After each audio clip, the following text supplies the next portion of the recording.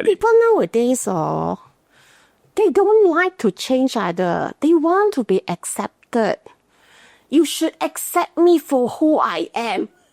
That is young people, which I totally agree. I don't want to change you either.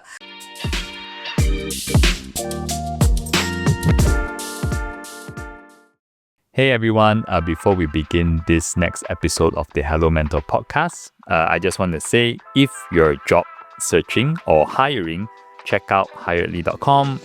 We are not just another job platform.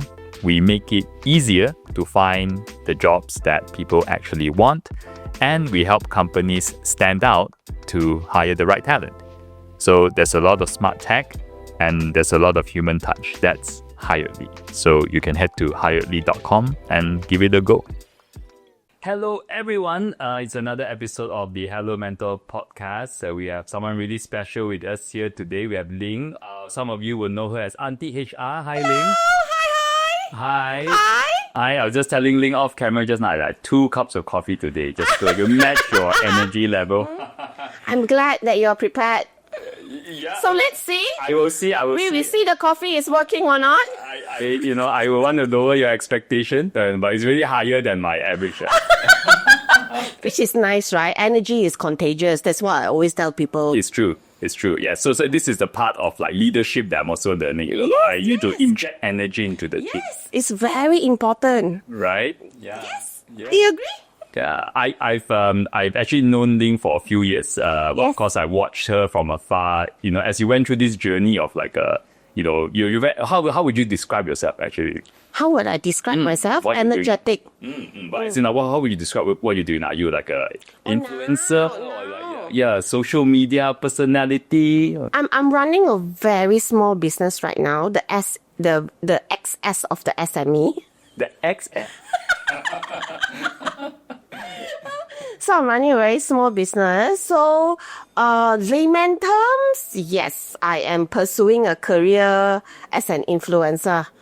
Because I want to see what it is. Kids nowadays, they all want to be influencer, including mine. So I was like, what is this influencer job? Let me come and try and see what it is all about. So I've been doing it full time for the past 1.5 years. So far, so good. Worked out pretty well for you. Yeah. Lucky. Yes. Lucky, yeah. Oh. I think it also have luck. Yes, we work hard. But sometimes, in order business to grow, right, you need the perfect storm. Everything has to come in at the same time, right opportunity, meet the right people. Right. What was your perfect storm, Ling? My perfect storm? I have a husband who was willing to fund. I had a boss that blessed me to pursue my career. I saw an opportunity to pivot my career. At the same time, I also very curious about this influencer job. So everything came in at the right spot. And of course, the public that made me go viral. That was how you say it? The critical part lah. Right, the part that you don't the public accepted me. Right. I have to say, the first time I saw your content, I thought you're so unique. So unique. Like, you definitely stood up. I can see why people... At that point of time, I was the only one. Right. In Malaysia. Right. So I had the first move advantage. Right. But I'm glad I've inspired a lot to come out. I see a lot of people following my footsteps, which I take it as a compliment. It is a compliment. Banyak competitor now. A lot of people... I was just telling my political advisor, who is also my PA, my political advisor. Political advisor. PA, right? Wow, I say a lot of competitors now. Compared to when I first came out in year 2022, right? Wow, now it's really a lot of people talking about corporate stuff, representing corporate, representing HR, which is a nice thing. Right. There are a lot of people like commenting publicly on social media. They are out. Like there's this girl called Adelina. Right. Then you got this guy called Tin Tia. Oh yeah, no, they're all coming up representing corporate, which is nice. Normally you just see people dancing, cooking. more thought leadership now, right? Yeah, in some Yes, sense, right? yes, Malaysian yes. top leadership. Which is very nice, very nice. Right. Leadership.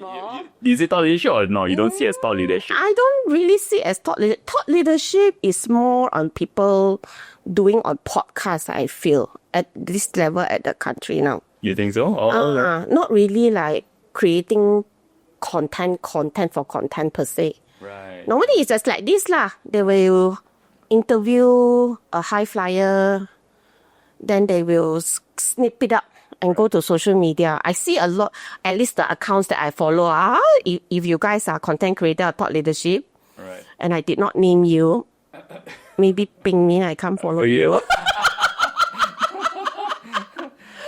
But it's a growing market though. I think actually we started this podcast, or let's say I remember 2020 we started this podcast. But actually I love listening to podcasts, me personally. But a lot of the podcasts I listened to was like American podcast.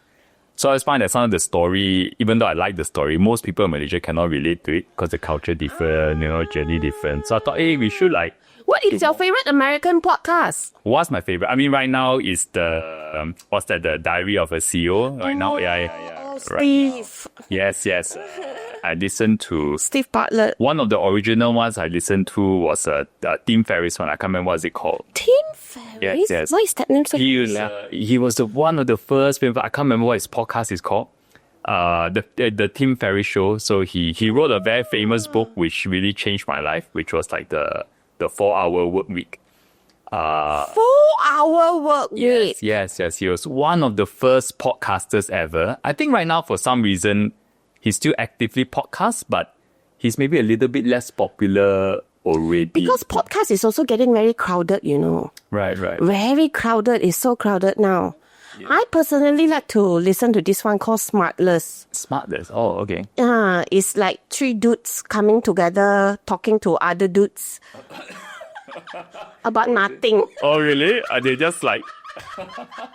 They're just chit-chatting about... That's chit-chatting. So it's hosted by Jason Bateman, Will Arnett, and Sean Hayes. Oh, right. And it's very popular among the Hollywood scene.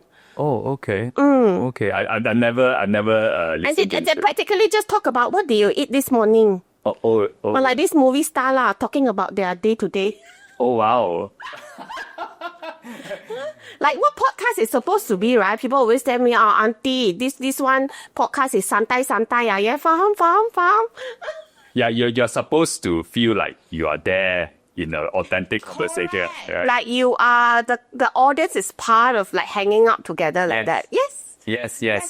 Like super raw, I like it. Yeah. And you are still doing it 5 years later, very consistent.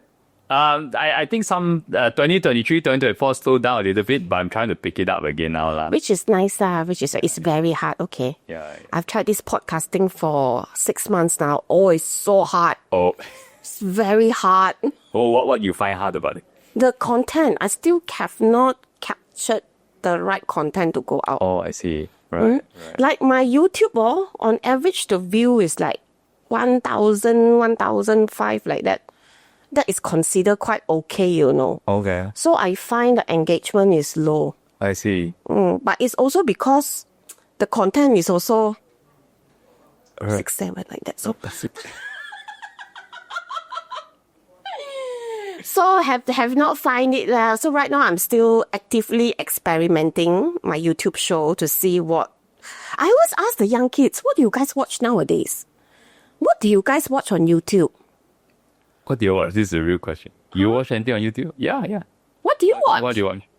I always ask the Gen Z, what do you guys watch? Ghost hunting. Ghost hunting? What's that? Yes, they are very into ghost stories. So when I first started my YouTube show, I also did that Cerita Hantu Kerja. It's so hard, okay? Oh, is it? I did it because I know youngsters like to listen to ghost story.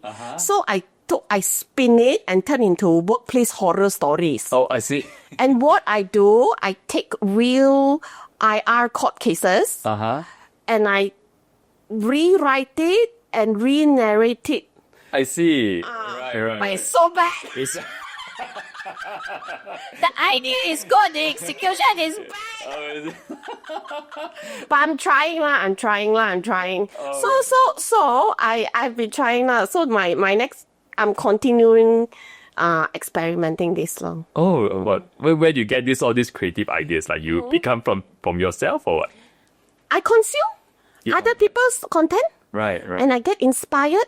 Right. People copy me. I also know how to copy others. I copy people a lot.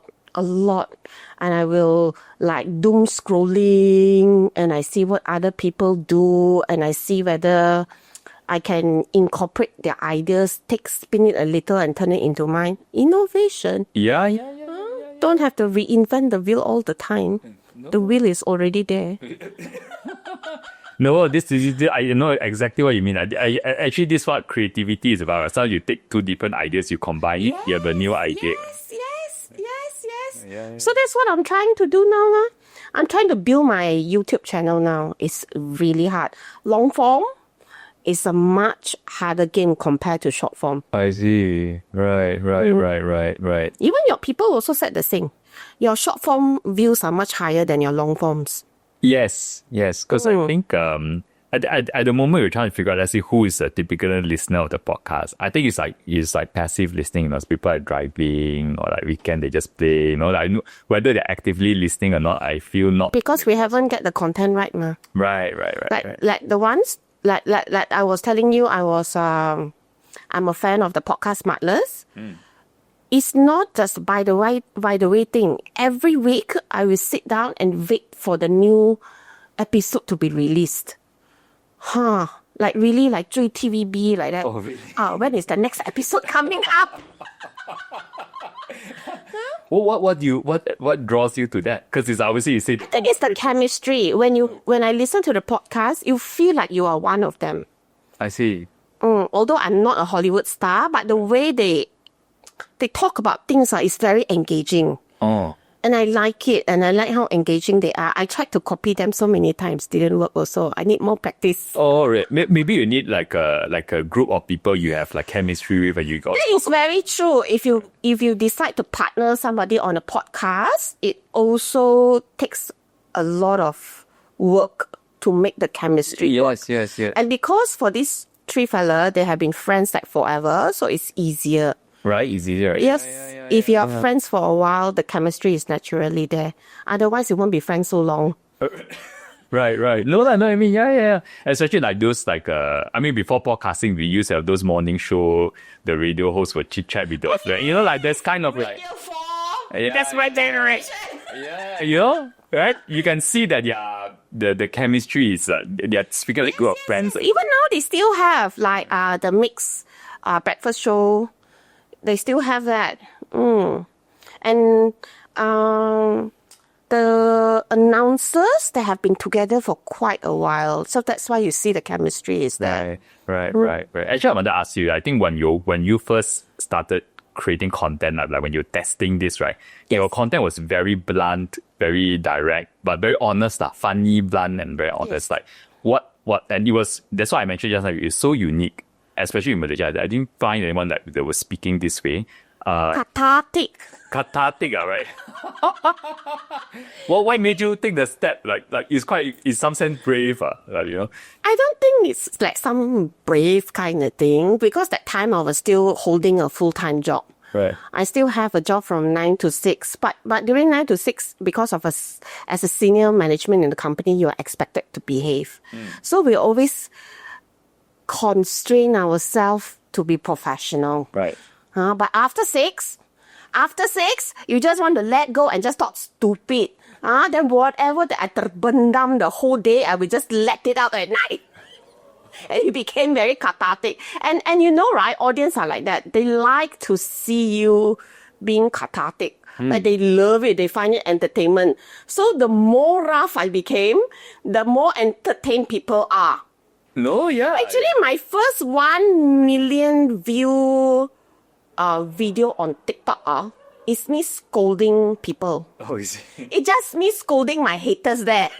Oh, really? I was just scolding my haters non-stop. And it went to 1 million. I was like, wow.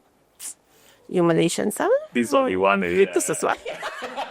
But of course, over time I've realized my audience also became younger. I remember there was one time during my live sessions, there was this young person who came in and she was like, Auntie, I love you. I watch you all the time. I'm 14 years old. I terkejut, okay? I was like, 14? You're not supposed to listen to all this when you are 14. This is for 18 and above. After that, I went to set my live session to only 18 and above can come in. Oh, yeah. Because it's not really very nice things I share about all the time.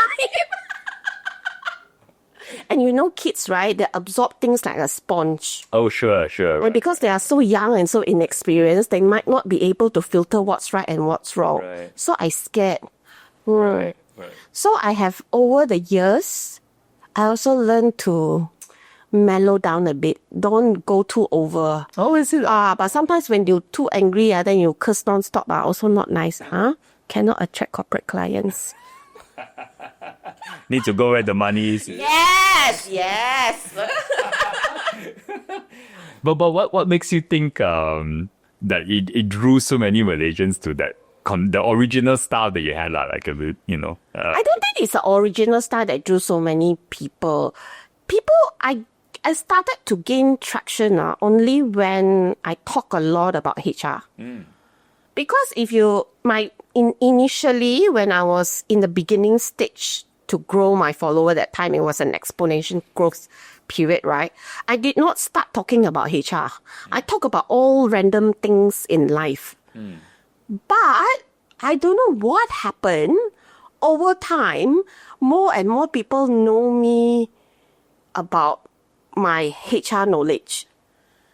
So technically, before that, maybe I give a little background of how my videos are being produced. Every night, I will go live.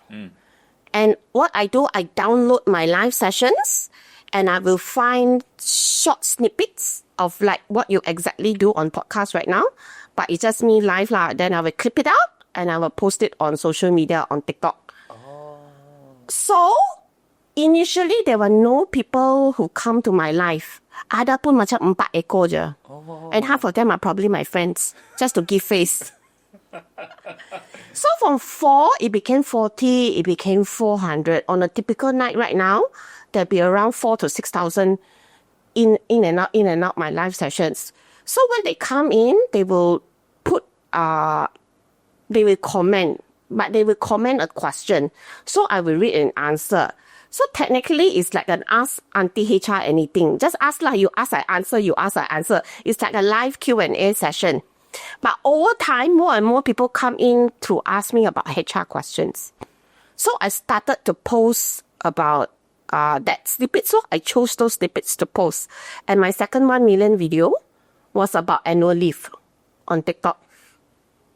What was the exact topic about annual leave? They were... This is the one that drove me to go on.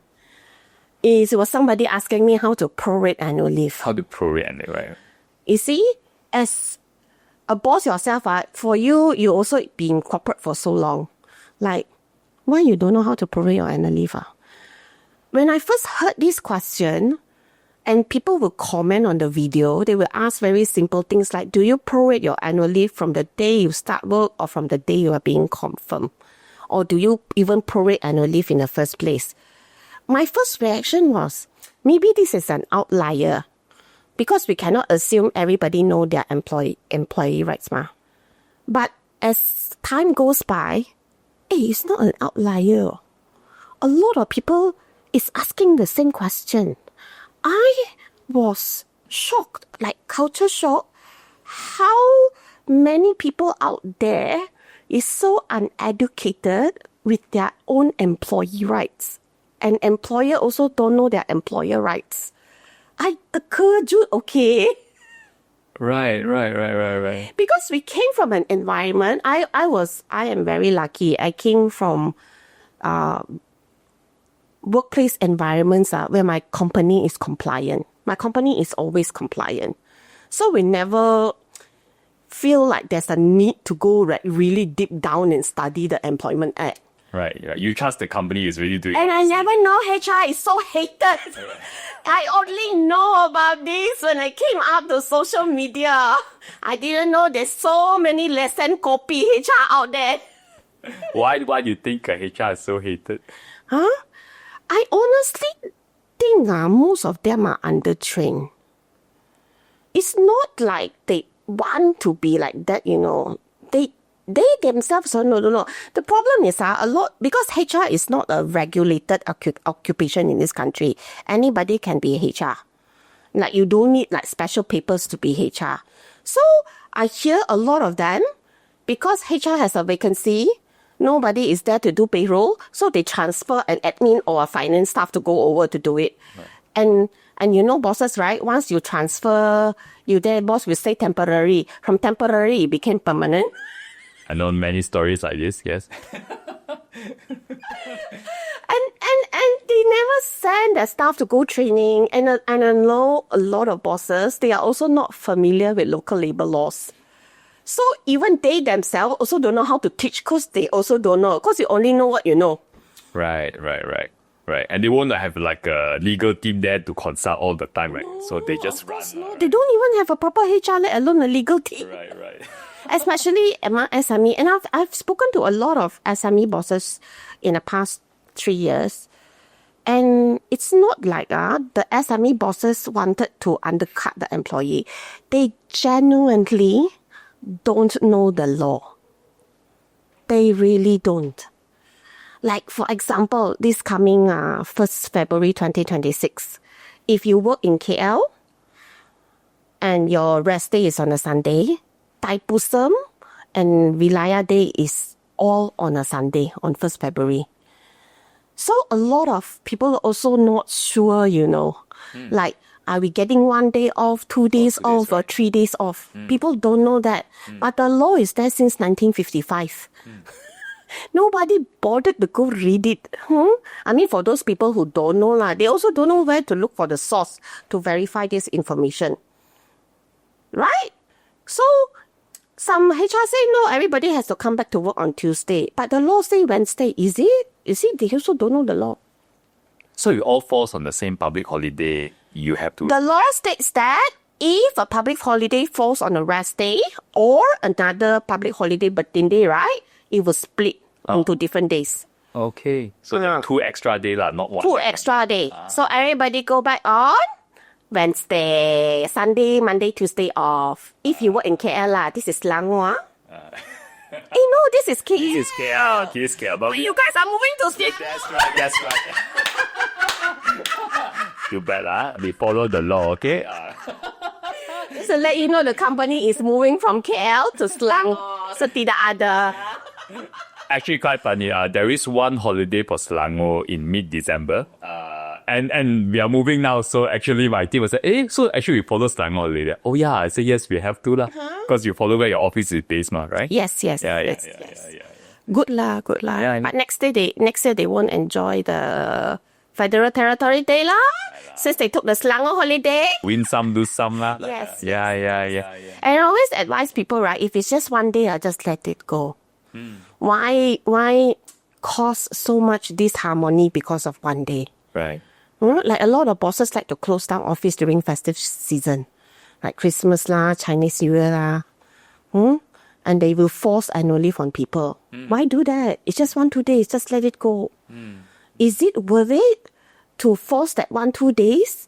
And there's a long-term effect to it, right? People will be resentful.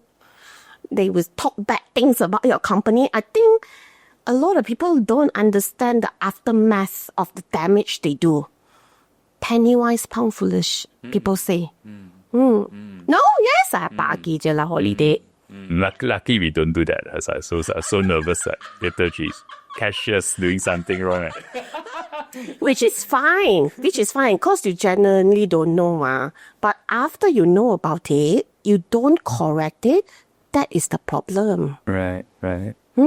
I mean, because actually, Highly, we're a recruitment company, sort of like a HR business. So we always try our best to do the right thing lah. What we To be believe. compliant. Yeah. Right. We always try our Otherwise, you will turn out to be hypocrites. Yeah. Yeah, even internally, we always try to be very culture focused and all that. We try lah, but we are imperfect. But at least the intention is there, you know. Yeah. Intentions is very important. Yeah. As long as the intentions is well, most of the time, people will understand.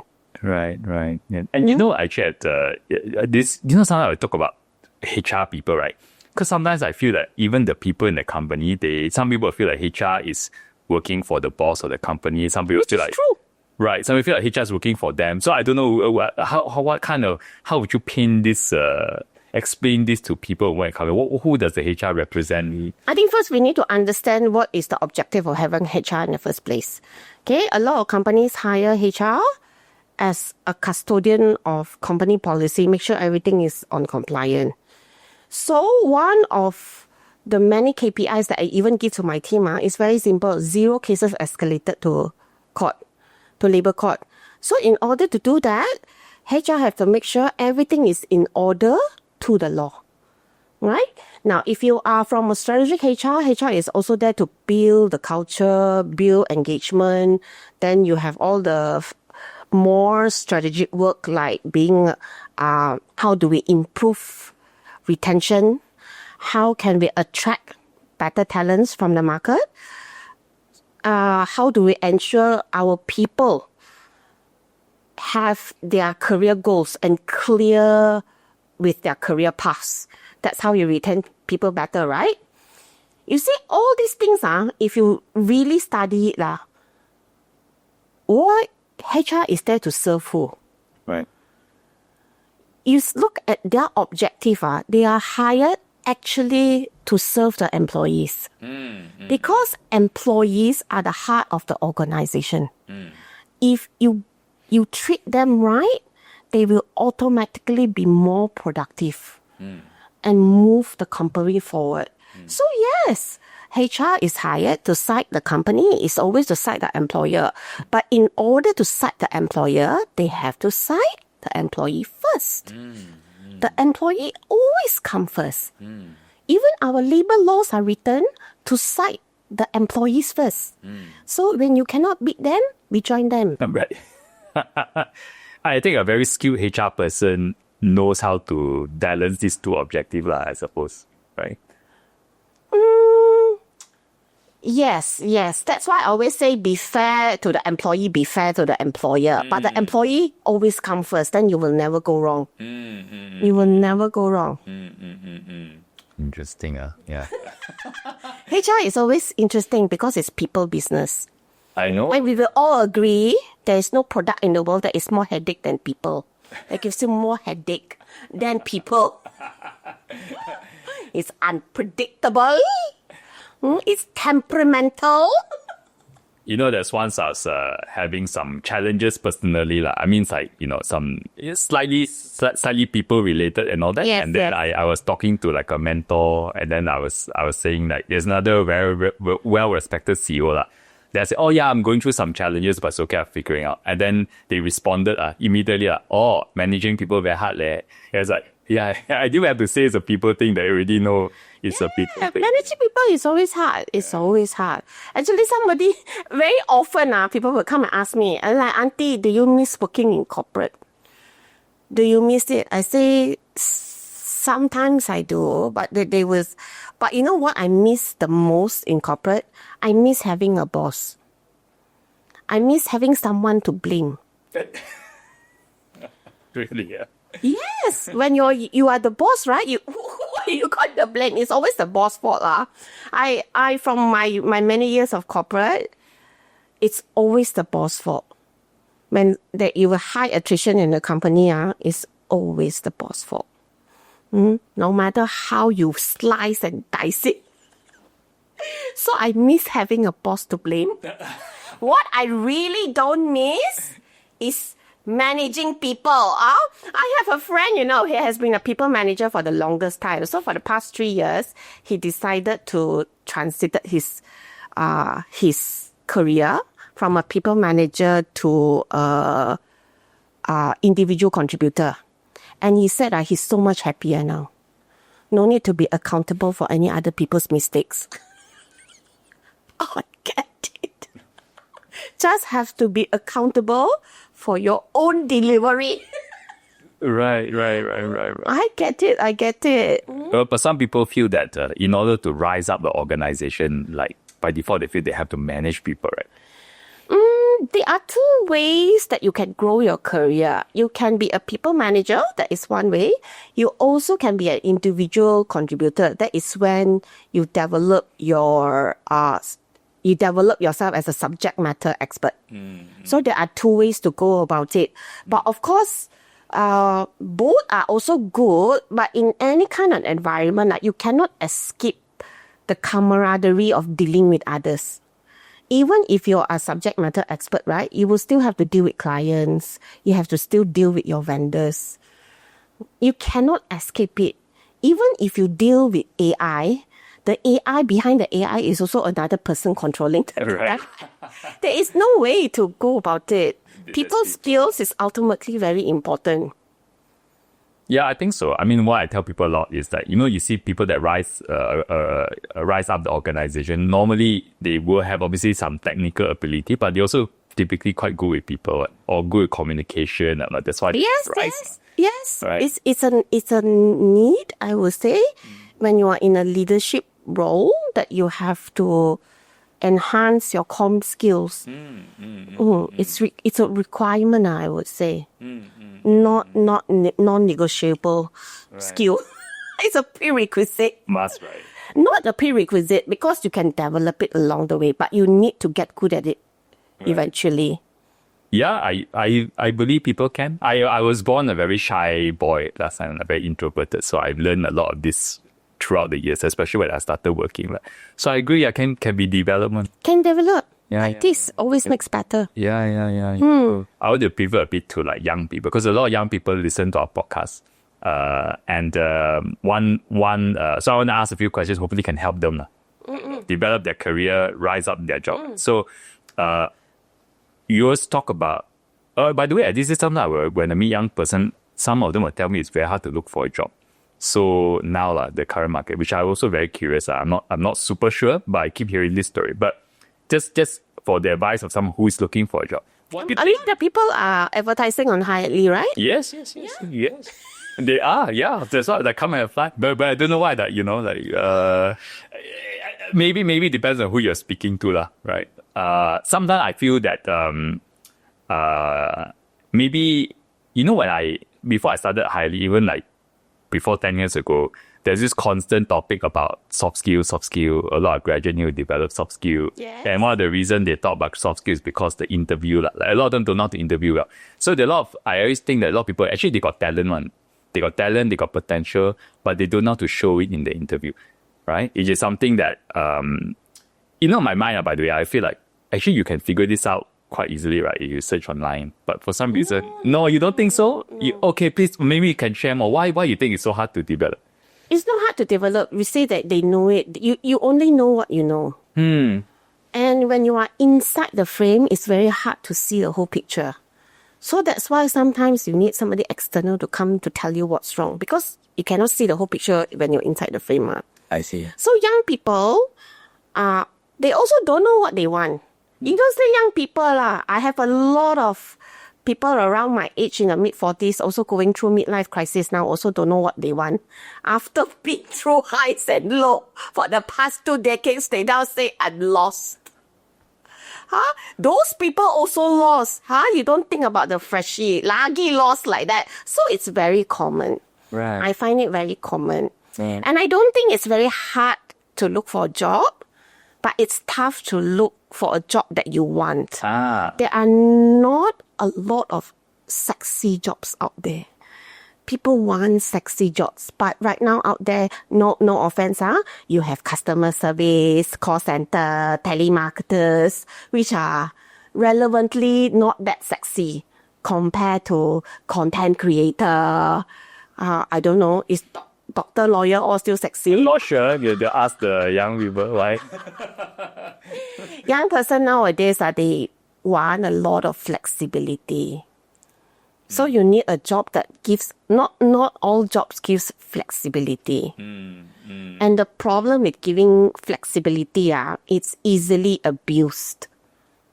Right. Yes. It's just like a two-sided thing, right? Yes, that's why for some company, they have a strict policy of work from office only. Right. No remote working. Right. No trust. Right. Interesting, oh. Interesting. Normally, it's the old schooler one. The old school, a bit hard to adapt to the new trend. But I'll ask you, back to the interview one. What do you think is the one big mistake they should fix, a fresh grad? Fresh grad? Yes. Well, when it comes to their first interview, do you notice any particular mistake that they should be fixing immediately? Any obvious things? You want to count their mistakes, there's a lot. Because they are fresh. Everything is tak betul one. The way they dress, the way they talk, the way they represent themselves, how they write their resume, so many things in the complaint. On the other hand, we need to fix the other one, the interviewer. You already know they are fresh. Please don't expect so much. When you correct them, you focus on how they react. I think that is more important. I interview a lot of fresh grads too, and I understand they are fresh. A lot of things that they don't know. And I am a very impatient person. When you blur like sotong, I get very riled up. And I will start raising my voice. That's why never a good idea to send an intern to talk to me. Well, half of them always end up crying. I try to be nice. I do try, but it requires a lot of effort. So I've learned, okay, let's lower down the expectations so we don't create more disappointments. So we have to adjust accordingly. I think employers are not giving enough time to, like you said, to discover the talents hidden underneath. Somebody who doesn't speak well doesn't mean they are not valuable. I have hired what I call kucing kurap. I always make fun. I have these two girls I hire when they first came interview with me. I say, macam kucing kurap, okay, dressing tak betul, cakap tak betul, everything tak betul, you know. But they are very open in accepting feedback and learning. So over the years, we worked together, and it came to a point in our lives together. If they leave, I will die. That's how dependent I got with them. Oh, wow. Oh. So did they somehow, that means you sort of hired them and you started. But honestly, they are the type of people that you will not hire. Number one, cannot speak English well. Right. Especially if you want to work in an MNC, right? People would never give you a chance. Dressing out. So tolak maka lagi. But the one that I find a lot of, especially MNC, they turn down candidates is because their language capability. Right. Just because they don't speak English, doesn't mean they don't perform well. And English is something I believe you also can train. But you need to train actively every day if you want your language to get better. Right. So what I do, I also try to learn to speak Malay. They speak Malay very well. Obviously, they're Malaysians. So they will speak Malay to me. I will speak English to them. And that's how we coach each other to get better at communication. Oh, love it. Yes. Yeah. And they are very successful today. Very proud mama. No, because I tell people all the time that especially you're right, like, I mean, we're interviewing a fresh grad, you must know, I mean, they are fresh, right? So your goal is not to test their interview skill. Your goal is to try to look past the interview skill and see who they really are, right? Actually, this one can, okay, all right? Do they have the potential, even though they may not interview so well? While you are trying to hire someone good, you're not trying to test their interview skill. There's a difference, So, in fact, sometimes, right, I actually do the reverse. If someone speaks very well, my radar is like extra on one.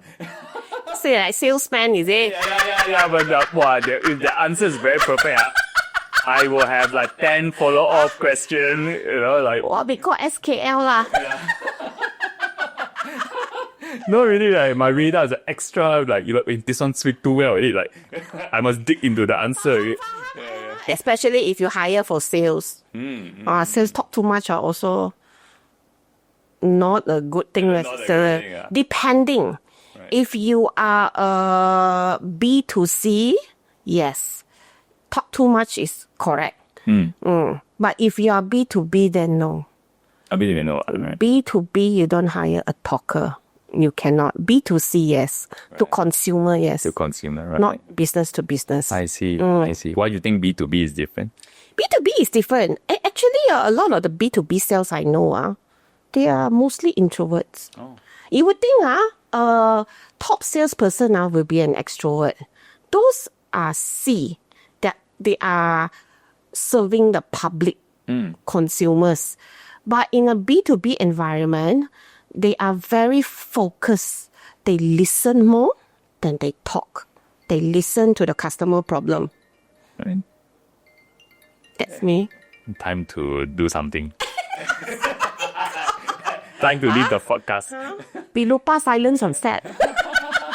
I just realized you don't have water. I'm so embarrassed. You want water? It's okay. I'm fine. I'm totally fine. You sure? Yes, I'm fine. Okay. Can. Sorry. That's the thing, that is what I have noticed. The best salespeople I know are introverts. They don't waste time, which I like. They go straight to the point. Right. And what I like about them, they listen more than they speak because they need to understand the customer issue, right? So they can customize the solutions accordingly. Right.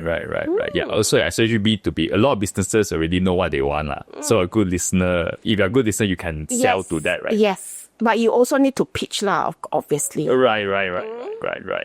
And for Malaysian employers, talking about hiring junior talent again, what do you think they're actually looking for? Like when it comes to junior talent, something, not the textbook answer, but what are they really, really looking for? You think that people, something that's maybe not said well enough, people don't really realize. What employers are looking for? When they look for the Somebody who hire. can work lah. Someone who can work. Don't talk too much work.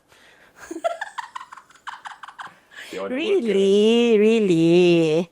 Like I always say this, interns are actually cheap laborers. It's true.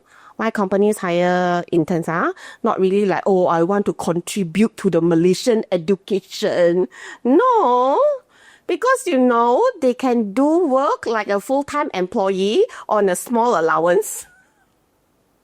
But in return, you also need to give them back what they need, which is the training and the exposure that they need. So that's something that my ex-boss always taught me. You already treat them like cheap labor.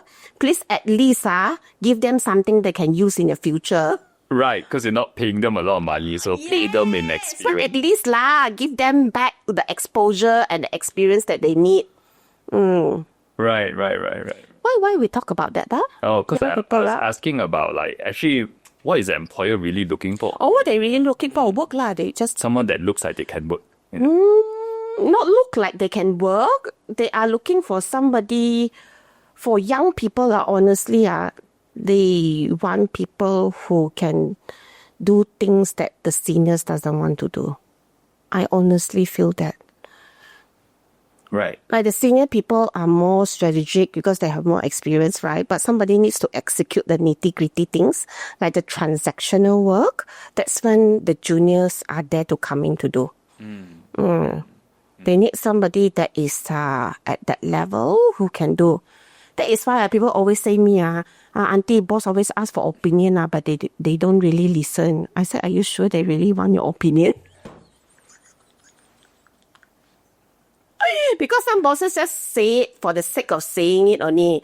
Okay, everybody has any suggestions? I'm very open. Please say it. We will consider it. Some genuinely do listen. But sometimes you listen to their ideas, it's like, really? But this is what I believe in. A bad idea is better than no idea at all. So even your young people give you the worst idea, right? Don't brush it off. Just park it one side first. You never know, you will come back to revisit it. Like a strategy idea. Strategy. When you talk about attitude to attitude, from my experience, people are always choosing attitude over aptitude. Because skills, you can develop. But attitude is something it's very hard to nurture. That one, your parents should have done it properly, or your teacher at school. Right, no one can change you already lah. No, we can change, but it takes a lot of effort and time and patience, which we don't have. We want to hire you to be productive, to generate income. We are not a counseling center. Right or not? That's what bosses are thinking. That is exactly what I think too when I hire. You are here to relieve my work, not to give me more work. Right. So while of course we say people can change, but when you're getting hired, they're not here to change you. They expect you to produce. And people nowadays, they don't like to change either. They want to be accepted. You should accept me for who I am. That is young people, which I totally agree. I don't want to change you either. So that's why the interview session is very important to be both ways. You interview me, I am also interviewing you. Are you the right boss for me? If you are here, if you are someone who really totally green need a lot of guidance, your boss must be one that is willing to coach. Cannot be those kind of bosses always don't know meeting where lah, don't know go where lah, give you 2 short sentences, expect you to give a full range of reports with minimum instructions. Then no. Then don't hire interns. You need an experienced person. Please pay the correct amount to hire a 10 years experienced person. If that is what you are going after. I always believe bad bosses, good bosses, you can find the right candidate to work for you. It's just a matter you're willing to pay for it or not. You can be a micromanaging boss. Then you have to find somebody who loves to be micromanaged. There are people like that. No. I have one staff love to micromanage. We already meet once a week. Tak cukup, dan tak minta meet 3 days a week. Because some people are like that. They feel like if they don't have that kind of pressure on top of that, they feel something is missing. So you need to find, not maybe out of 100, that one person like to be micromanaged. Very hard to find. But there are people who perform better with someone sort of directing them in daisy. I also have another colleague. We call her the last minute queen. Because she can only perform last minute. Really. There is a certain kind of pressure that will hit her. So she always prepare her presentation the day before. Because that's when her brain is functioning. Different people have different kind of quirks. It's just that, can you guys accept each other or not? For me, I am a very result-oriented person. I tak kisah lah, you nak kerja sampai tengah malam kah, or you want to go back at 3 o'clock in the afternoon. Janji the output is there.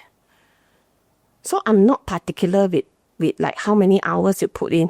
In fact, I'm not very into people who work until 3 in the morning and still cannot produce very good output. I question the efficiency. Oh, right.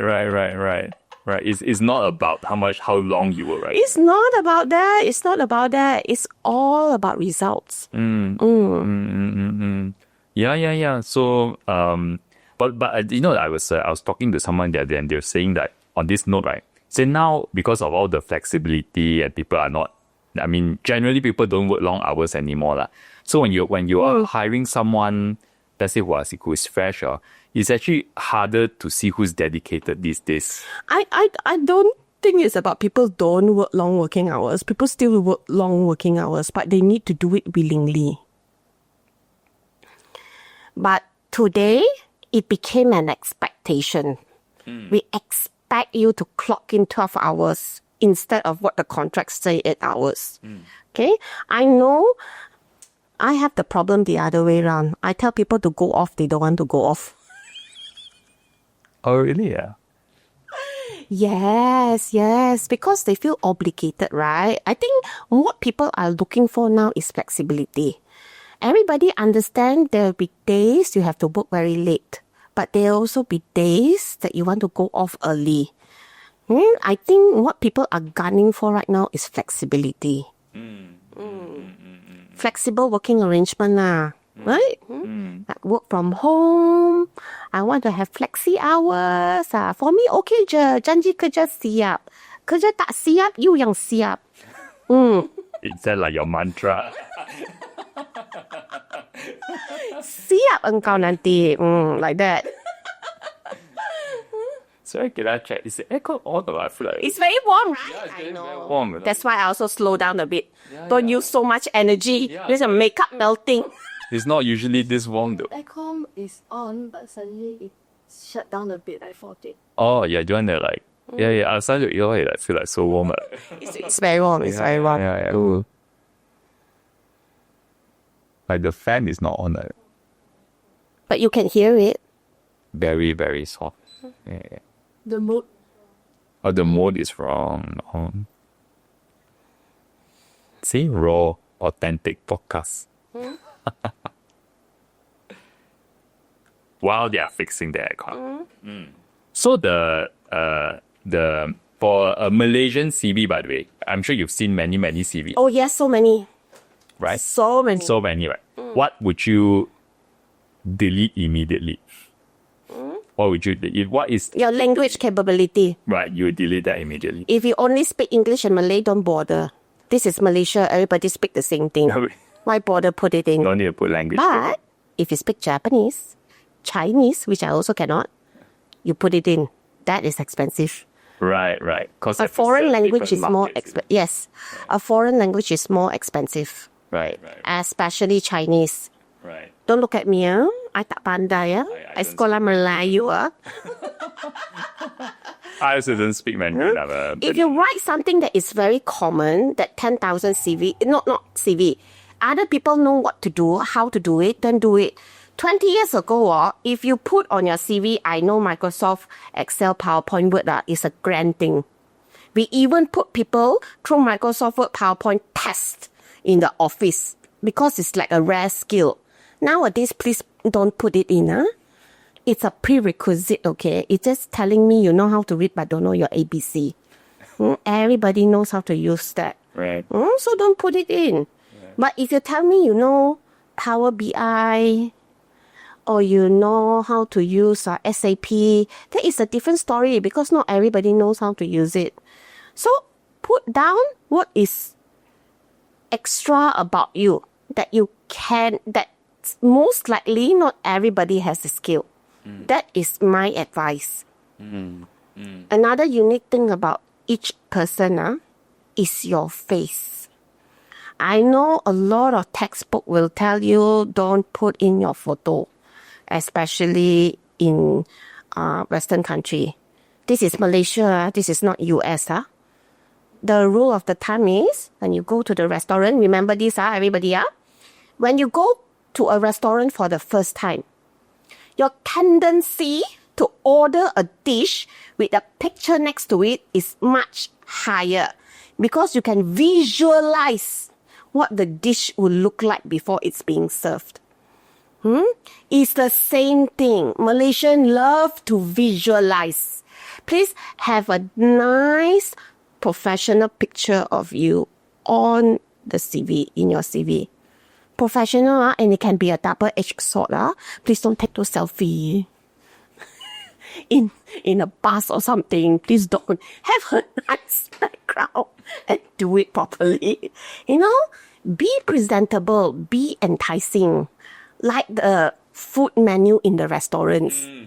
That's how you get it done. No, I mean it can be a double-edged sword. If they don't. Sometimes they put like those like IC type photo. And Please don't. That one you better don't put.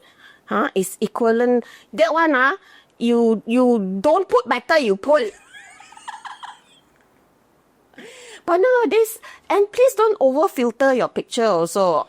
Don't be like, when people complain, I order somebody from an online platform, then sampai why the thing like that one?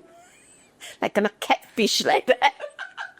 So also don't. Just natural. It's very simple. Just sit up straight, look at the camera, smile. That's all it takes. And I kid you not, I tell people so many times to just do this, they get interviews. Just by putting a nice picture there. Change everything. Sit up straight and smile. Sit up straight, look at the camera, smile. Must smile. A bit. Not a smiley person also have to smile. Nobody wants to hire a Grinch to come. Right not? I know. Nobody wants to hire a sour pussy, okay? No, but I do, I agree with you that if you're going to put a photo, then you put a good one lah. Presentable lah. It needs to be presentable. Yeah. Definitely put a good one. Yes. Right? Yeah. Okay. And I'll talk about the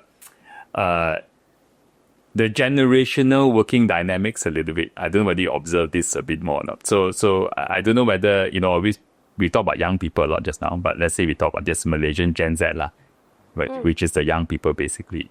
Do you think some of the comments about the Malaysian Gen Z, do you think is misunderstood, or do you think that some of the criticism is actually quite true? It's true. But it's just that we are very mean when we say it. So they cannot accept. Because they also strawberry ma. Sikit. Then I hurt. I think every generation will always complain about the next generation. It's not something new. I think so, right? It's not something new. I'm sure your mother complained about you. And I'm sure your children are going to complain about their children in the future. It's something very natural. So, even I'm Gen X, right? I still remember during my days, there is this movie, Cantonese movie called Gen X.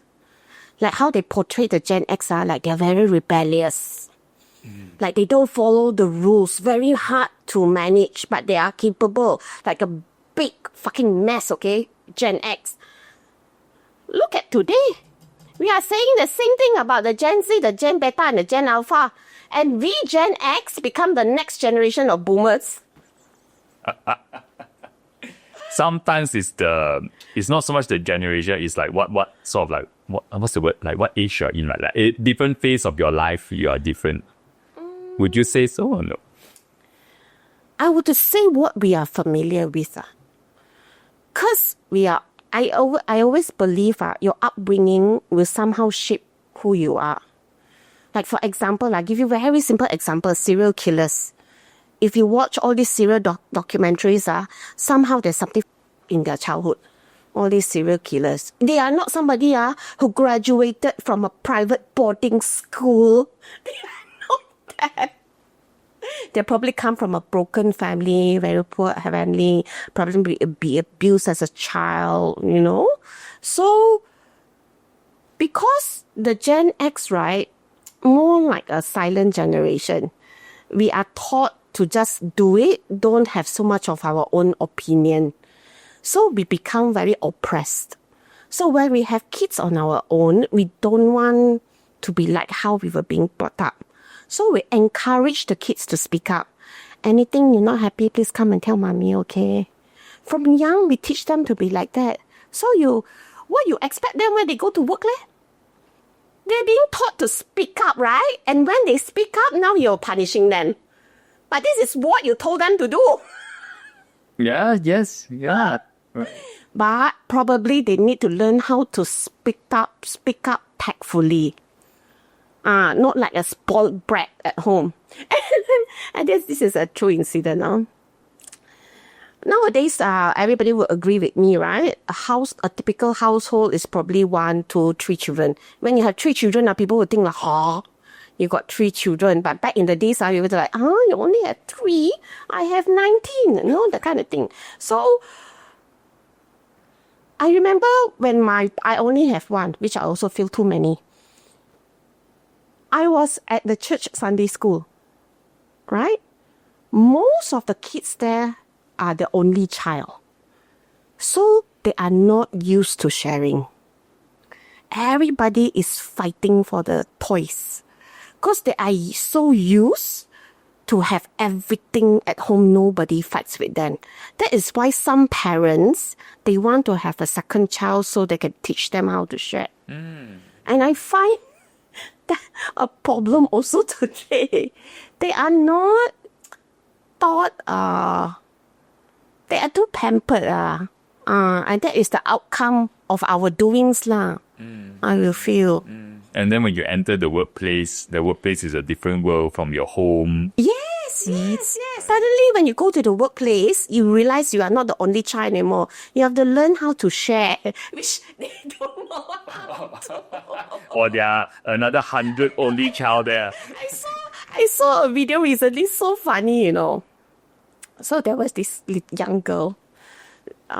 She was sobbing, like crying, like somebody stabbed her puppy with a knife like that. She was crying non-stop. What happened was the father was making fun of her that she cannot do her cartwheels properly because she took gymnastic lesson for 2 years and she still cannot do a cartwheel properly. And then she was crying that, why are you crying? Because daddy is laughing at me. She say I suck. Then daddy said, never mind. Okay, why don't you do a cartwheel now? Let's see how well you improve. And it's true. She cannot do a cartwheel properly. She tumbled across.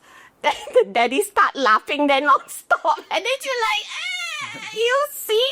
But when I read the captions, it was so funny. It's something like, this is my training to make sure they can be resilient and being bullied at school. Which is true. Because when she go to school, she do that dumb cartwheel, she'll be laughed by her friends.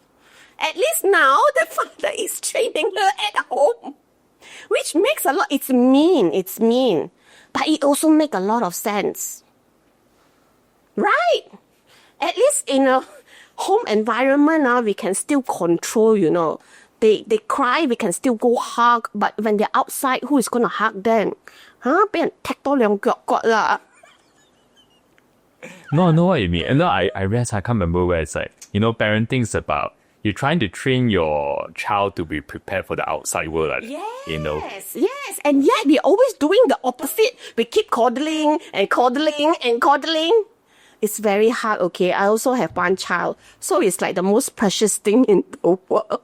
So whatever he wants, somehow I'm an absentee mother because I spend a lot of time at work, right? So whenever he wants something, I will give without hesitation. And when they grew up like that, that's what they would expect. I ask for something, please give me without hesitation.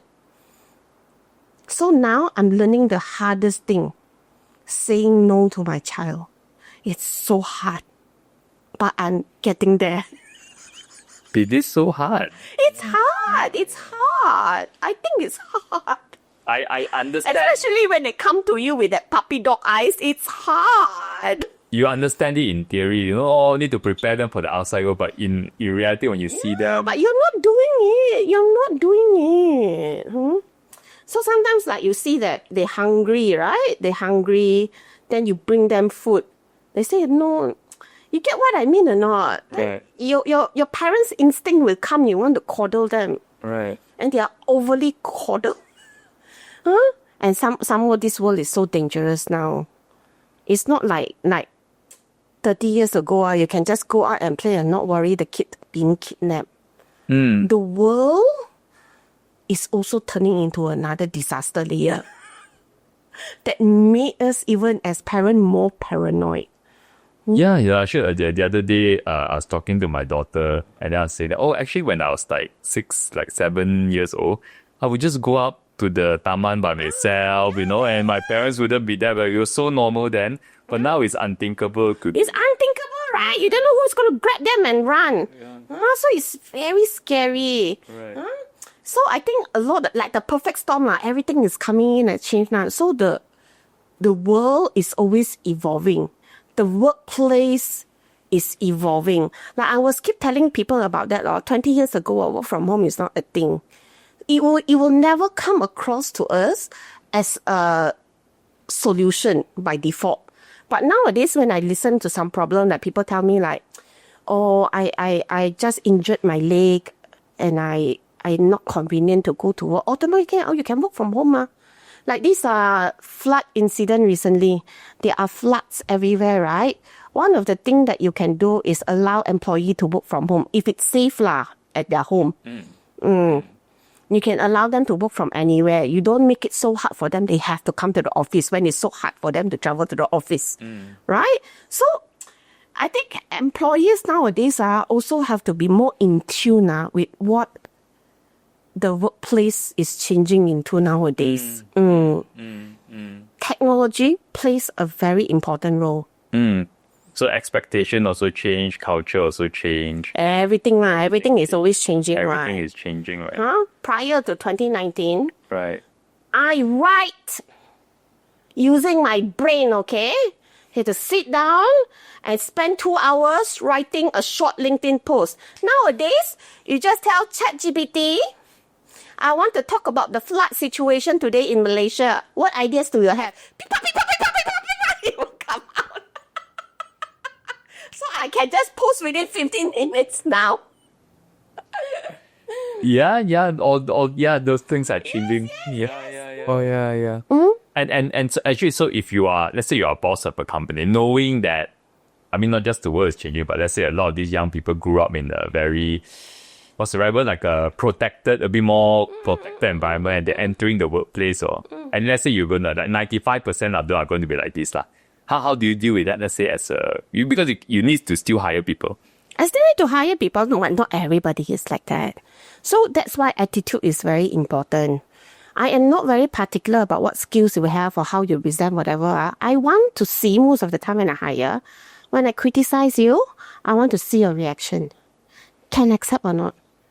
Because I am the same online, offline. You see how cathartic I am online?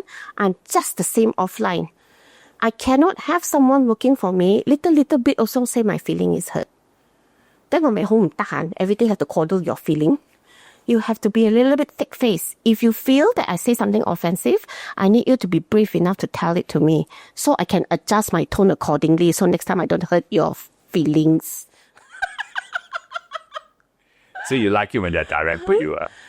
I like it when they are transparent and honest. I don't like guessing. Because it takes a lot of my brain space, which is very limited. Right. Right. I like you just say as is don't pusing. But I understand sometimes it's very hard for them to say it, right? So you also need to help them to say it out. How do you help them to say that? No, just like that, like help them Like you see that pusing are you trying to tell me that your colleague, therefore your job cannot cope? You see, but they are trying their very best not to put the colleague under the bus, right? But they don't know how to say it. Right. So you had to say it for them. Then you will see how they hesitate. Like that. As experienced old-timers, we know how to read body language. And we know what they are trying to say. So we try to help to get it out as much as we can. Because at the end, we need to know the root cause of the problem so we can put corrective measure into place to fix it and preventive measure to make sure it doesn't happen again. But we don't know what we don't know, and don't make me guess. Just tell me what's the problem so we can bounce idea to fix it. It's okay to screw up. You know, what's done is done. Let's move on. That's my philosophy at work. No, it's a good mindset. All my people love me to death, but they are also scared of me to death. When they screw up, I can see it. They are like waiting for the death sentence to come. And yet, they are still brave enough to come in and tell me they screw up. Because I've created a safe environment for them to speak up. But they know they will still kena marah. That one cannot escape. Still have to scold. Resilience. We are training your resilience.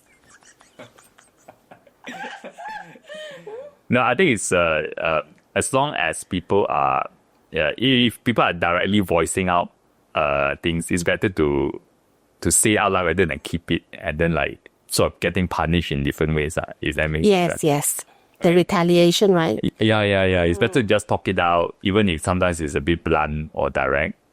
In Highly, one of our core values is radical candor. That means like, you just directly tell me what you think. You know? But of course, what we're also saying that when I'm being direct to you, I'm also doing it from your perspective. I'm not just saying from my perspective. It's very hard, actually, to mean what you say, but don't be mean when you say it. I find it hard. So I'm still learning to do that properly. Oh, are you? Right. I am also. But it sounds like you are a very direct person and you're trying to hold back on the directness. Because I'm very temperamental, ma. So what I've learned, just delay my reaction. Take a moment. So normally when I'm very angry, I will pause first. Because half the time when I react immediately, it's something I cannot take back. And 9 or 10 times it's something that I regret. So over the years, I've learned, take a moment. Just breathe, think, process first before you talk. Water is a very good one. Yeah. I always have a bottle of water near me, especially in corporate meetings. When somebody says something that is not very smart, have a cup of water first. We drink first before we react to it. So if your a glass of water is empty, it's a very bad meeting. It's not to say that anything. The risk of me saying something very blunt and offend the whole boardroom is very high, which happens so many times, and it always backfire. So I've learned just take a moment. Just take a moment. Just delay your reaction. I'm actually, for me personally, I am, maybe you can give me some advice. So I actually come from a different direction. My natural self is sometimes when I see something that's wrong, or I don't always react to it. I'm very slow to react. And sometimes I don't react at all because in my brain, it's like, partially I want to be seen as reasonable. Nothing, maybe I'm wrong. You know what I mean? Like I'm trying to. Then you become those parents who overcoddle. Because if you don't correct them, they will keep repeating the mistakes, and the mistakes will snowball. So you always have to nip it at the bud. But I think psychology, I'm always so afraid that I will make a mistake in. I feel like I'm reprimanding them. If let's say if I say even something if you are, it's okay to make mistakes. Mistakes is one of those. I always call a mistake is the worst teachers. They will beat you first. They beat you first, then only give you the lesson. But they are effective lessons. Okay, so I have come to a point that I also embrace my mistakes. Everybody, But I think what will make you different from another person is how do you recover from failure. You have to recover as fast as you can. But if you need to take time, then take your time. Just remember, don't spiral down so far until you are depressed. Then it's so hard to dig you out from the grave already. Know where your limits are. But it's always okay to feel like I always give myself time to heal. But because I'm also very impatient, right? I'm also very impatient with myself. Yes, cry, but cry faster, get over it and move on. Makes sense, ma? Yes. Either way, sort of like fully accept the up and down of being human, right? It's like it's part of the whole day-to-day life, right? There will be some mistakes so big that it's very hard to recover from. Yes, that will haunt you for life. But the world, everybody else is moving on. So the sooner you can accept it, the sooner that you can leave your past behind and enjoy the rest of your life. Everybody has a finite time, right? So if you want to spend your time wallowing, then you have lesser time. But the faster you get over it, then you have more time left to do things. Like for me, I'm very scared to die. Touch wood. I'm very scared to die. Because there are so many things I feel like I want to do and there's so little time. Right. That is also why I pivoted my career. I see. While at this age, we are not young, but we are not so old until we don't have the energy to start all over again also. So if you don't do it now, when? Unrelated incident. There was one time, I wore a little bit low. It's a casual Friday. So casual Friday, normally I dress a little bit more naughty. Then one of my colleagues, wow, your dress a bit low. Then I say, now can show, I show lah. Takkan wait until I 80 years old, baru I show, right? Not. This head of HR, mati. It's true, ma. So why I think I still have the energy to pivot my career to start something new? I do it now, lah. And you tried the right place, right people. Right. And you did it in your 40s, is it? You said, were you 45? 45. I resigned. I pivoted my career when I was 45. So many people ask me, Auntie, is it too late to change my career in my mid-30s? I was like, mid-30s? That is so young. What are you talking about? I've seen even people who pivot their career in the mid-50s, like my father, in the mid-60s for another, and they are successful at it. You have another good 20, 30 years to live, That's like 3 decades. Hello? It's a lot of time ahead of you. Don't say it's like, oh, tomorrow I'm going to die already. What can I do today? No. If you're in the mid-40s, you still have another good 15 years in comfort before you retire on the 60, right? Then they always come and tell me the pessimists, like all the black hats. But nobody wants to give me a chance because I'm so old already. Why must wait for people to give you a chance? Can you create your own opportunity or not? Then I will counter and ask them, how often are you out there in seminars, in exhibitions, or any kind of events to network and know new people? How often? I'm not talking about going to some online forum and be a keyboard warrior. I'm like physically be present and build your network. Then they will keep quiet. See? Go find your opportunities. Don't sit there and be a whiny. The world is never fair. We know this from day one. So don't suddenly think wow, the world is so unfair. This is not new news, okay? Right not? And there are like 8 billion people or something, so it's there are no victims here. Right. No victims. In some sense, everyone is trying to grow themselves, like they say, and it's a gigantic competition in some way. No successful people will come and tell you they have never made a big mistake in their life. No successful people will come and tell you they have their success easy. No. Everybody will tell you they work hard and they work smart. It's not an either or thing. Some people say, oh, I work smart, therefore I don't need to work hard. Cannot. Be a mediocre, cannot. And some people say, I work hard, but I don't work smart. Again, a mediocre can survive. You want to be successful, you have to work hard and you have to work smart. There is no, compromise which one I can let go, no? You need both, right? You need both. Yes. You need to work hard and you work smart. Oh, recently I've been following a lot of these successful CEOs. There's a thing called 5 a.m. club, They wake up 5 in the morning. Right. Do they still do that? They do. They're disciplined. And every successful person will tell you discipline is important, consistency is important. There are no shortcuts to success. No. If there's a shortcut to success, that success means nothing. Right now? Gitu. There's once I wrote about the importance of hard work and something like, in fact, because there's this perception that Gen Z don't really, the hustle culture is seen as not so fashionable and that I'm not saying that, actually, yes, if it's not fashionable, if you work hard, are you going to stand up? If a lot of them are not working hard? Actually, they do work hard, but they want to choose things they like to do, which they don't have the option.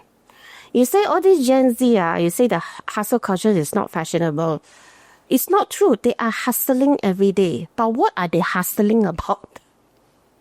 Is it monetizable or not what they are hustling? Even bed rotting is also hustling, ma, if you come to think about it. Bed rotting. Bed rotting. You know what's bed I rotting? have no idea that. I am surely a boomer already. Yeah. Bed rotting is you just lying on the bed with your phone Oh, is it? Oh, really? like for 10 hours.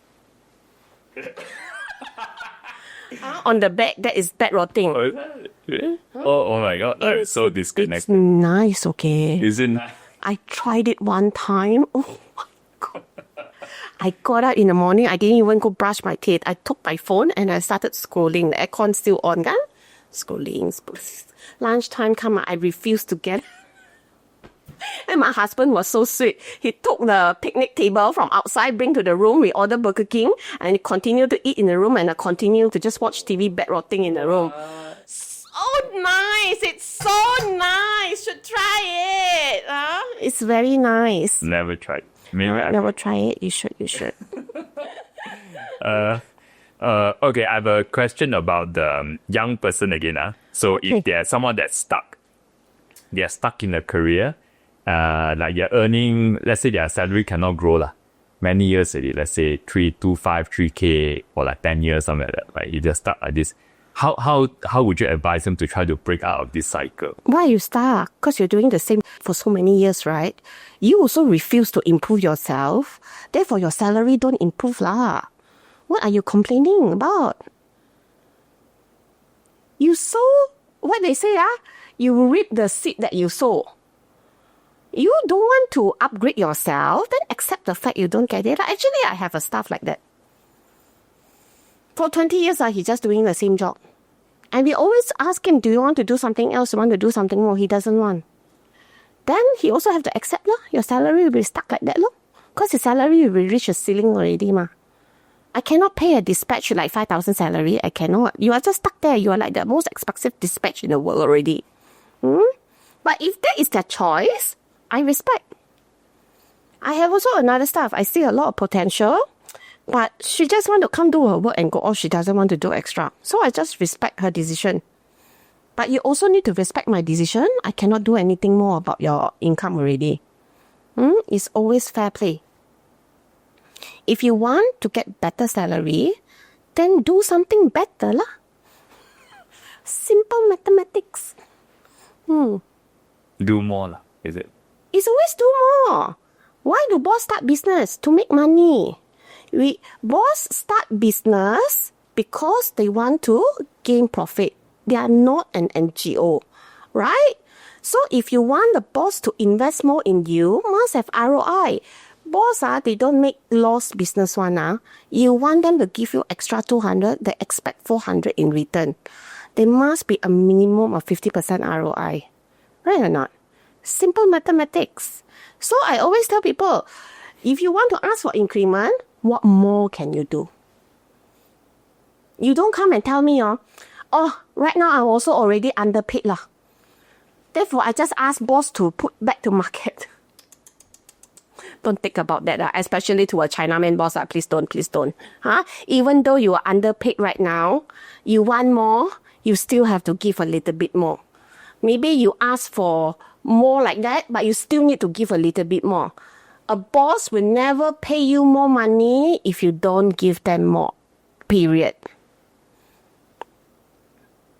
But she's thinking now, right? Who has been asking me for increment recently? No, you know what I'm thinking? I'm thinking like these days, right? Let's say you talk about like what you say. I feel like the anti-employer sentiment is growing a little bit. Some people will interpret this as like, my boss is no good. It's not my fault. It has always been there for decades. It's just that social media accelerated it only. Now, the safe place to be cathartic is through Instagram. Yeah, but a lot of people will feel that, no, why are you putting the blame on me? Like, no, they will think, I'm trying to like... Now, it's feedback. Again, it's feedback. But how they mean what they said, but it just mean how they said it. As a boss on your high horse, what are you going to do about it? You should be able, your EQ has to be so high, you can filter out all the kebabian and just absorb what is important. And reflect, is what they are saying true or not? Can I be better? But all the things that's not nice, you remove it lah. Every feedback is always a good feedback lah. A bad idea is better than no idea. Why are people saying that? Is it their problem or your problem? You cannot close your mind that you are not part of the problem. You have to be open enough to accept that you are also part of the problem. Then only you can make progress.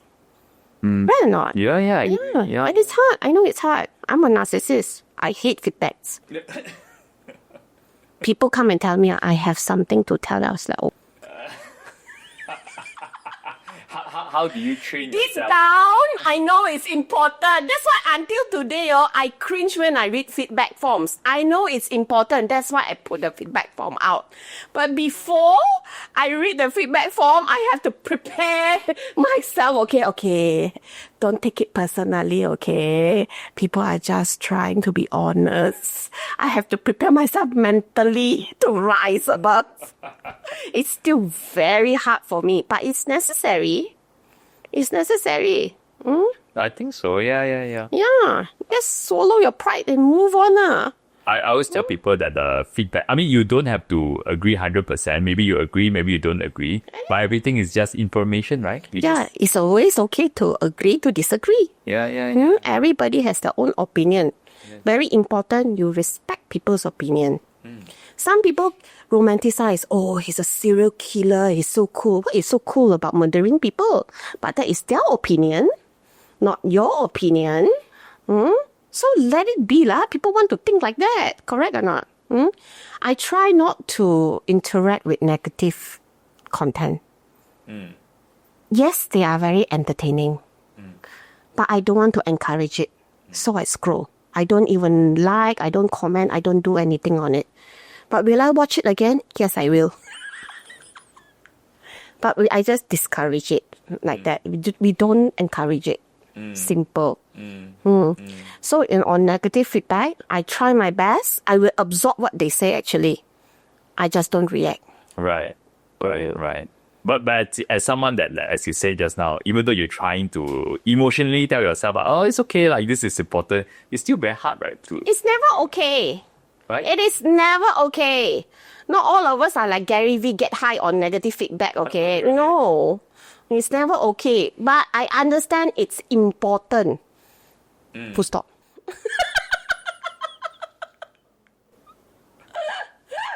Well, I think especially on social media, it can get quite toxic sometimes. Yes. I'm not immune to it, but I'm getting better at it. Right. Which is so interesting. I mean, circling back to the beginning, right? Like for someone like you who's so direct and honest and blunt, I'm sure you have to deal with the comments a lot. You get what you sow, right? You are someone like that. Of course, it will come out, we hit you back. Serve my face right also. You sort of gotten used to it, really. Not to say I'm gotten used to it, but I try my best to understand, to empathize. That is what the HR training have given me. We always have to empathize. We need to be understanding, like that. It's tough. I don't do the online thing so well. I mean, like I remember last time I used to post a lot on LinkedIn, and then sometimes like the one thing that I don't do so well, when people comment, I usually don't respond. I'm a very one-way kind of person. I just post it. I just don't read. You don't respond because you don't have the time to, or you don't want to, or there are different. I see a lot of content creators, they also don't respond to comments. Oh, right. I think most of the time it's because in my mind, it's like, not a priority for most people. Right. I wasn't trying to engage people. It's more like I have this idea I want to share with the world. Like I thought you're the best simple. Not your priority. So I shared already lah. So okay lah. Like that. Sharing is your priority. Right. Interaction is not your priority. It's just not a priority. Right.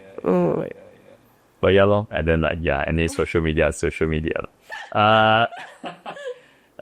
okay, let's say if if you want to describe a high-performing young talent, how do you think they're behaving every day? Let's say someone in their 20s, how would you describe them? What do you think they're doing every day? They are proactive instead of reactive. When they don't know something, they will come and ask. As annoying as they are, they will come ask when they don't know something. They are very proactive and they're very eager. They're always very eager, very impatient. That is what I will feel a young talent with potential is. Right. When they have an idea, they want to pitch, they prepare, they come and pitch. They're always trying. Right. Not every company can accept this kind of behavior also, right? Would you say so? Not every company can have this kind of talent also. All right. Because if you cannot accept this kind of behavior, the person won't work for you for long. They will have to go somewhere else that can accept them. Right.